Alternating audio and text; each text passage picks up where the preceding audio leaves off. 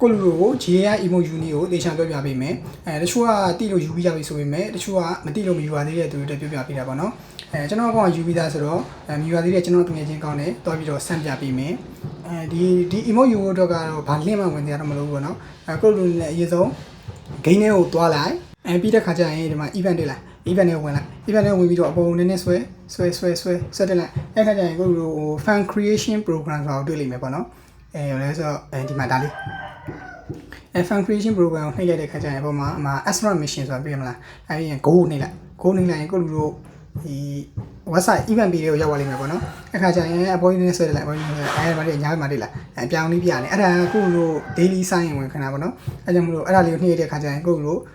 10 point ရလိမ့်မယ်ပြီးဒီဘဲကဟာ daily share daily share ဆိုတော့နှိပ်ခါကျရင်ဘယ်လိုပေါ်လဲဆိုတာဒါမှမဟုတ်လေအဲ့ကြောင့်ကိုတို့ copy link လေးယူလိုက်ပြီးတော့ဒါဆိုကိုတို့မှာ point 20ရပြီ point 20ရပြီဆိုတော့အလေးကဘာဟုတ်တာလဲအလေးကဘာဟုတ်တာလဲဆိုတော့အလေးက mobile chat နဲ့ပတ်သက်တဲ့ဗီဒီယိုဒီမှာမနေ့က hashtag လေးhashtag လေးနဲ့တင်ခိုင်းတာကိုတို့နဲ့ဘာဗီဒီယိုတင်မှမသိဘူးဆိုရင်ဒီ event page ကို subscribe ရိုက်လိုက်ပြီးခါကျရင်နောက်ဆိုဒန်းဆောင်နဲ့ TikTok မှာပေါ့နော်ဗီဒီယိုနှစ်ပုတ်သွားတင်လိုက်ပြီးရင်ဗီဒီယိုနှစ်ပုတ်ရဲ့ link ကိုဒီအလေးမှာလာထည့်ရမှာဘယ်လိုလုပ်ကြမလဲဆိုတော့ကျွန်တော်ပြောပြပေးမယ်ဒါမျိုးပေါ့ကျွန်တော်ကခုနေ့ကတင်ထားတဲ့မနေ့ကတင်တဲ့ဗီဒီယိုနှစ်ပုတ်ပါအဲ့ဒီ hashtag ပါပြီးသားဆိုတော့ကျွန်တော်အဲ့ဗီဒီယိုနှစ်ပုတ်က link ကိုပဲသွားပြလိုက်တော့မယ်ဟုတ်ပြီဒီဗီဒီယိုနေတယ်ပြီးရင်ကျွန်တော်ဒီဗီဒီယိုရဲ့ copy link ကိုယူလိုက်တယ်ပြီးရင် event ကိုပြန်သွားမယ်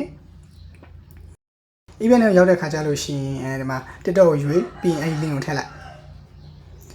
ဒါဆိုရင်ကိုယ့်လို point 50ရပြီပြီးရင်နောက်ထပ်ဗီဒီယို download တစ်ပုဒ်ကိုသွားဖို့ပေါ့နော်ကျွန်တော်ကတော့ဗီဒီယိုနှစ်ပုဒ်တင်ခိုင်းတာဆိုတော့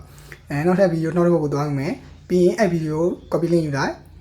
ယူပြီးတဲ့ခါကျရင် event page ကိုပြန်လာပြီးရင်ခေါင်းကအတိုင်းပဲထည့်လိုက်အခါကျရင်ကိုယ့်လူလို point 50ထည့်ရမယ်ဆိုတော့ခေါင်းက20နဲ့ဆိုတော့ point ကဘယ်လောက်ဖြစ်သွားမလဲရပြီပေါ့နော်အဲ့ခါကျလို့ရှိရင်ကိုယ့်လူလို1 row လှည့်လိုက်1 row လှည့်လို့ရှိရင် तू က1 row ကို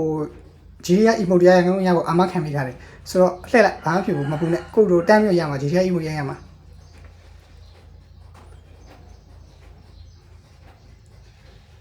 ဆိုတော့ဒါမျိုးလေးပုံရရပေါ့နော်အဲ့မျိုးဆိုလို့ရှိရင်ကိုယ့်လူ game ထဲကိုပြန်သွားလိုက်မိပေါက်ထဲမှာ emote ကရောက်နေပြီပေါ့နော်ဘယ်လိုပုံစံလဲဆိုတော့ဒါမျိုးလေးဒီမှာ claim your asset mission reward ဆိုတာရှိတယ်အဲ့ဒါကိုနှိပ်လိုက်ပြီးရင် claim လိုက်ဒါဆို GDI emote ရပြီ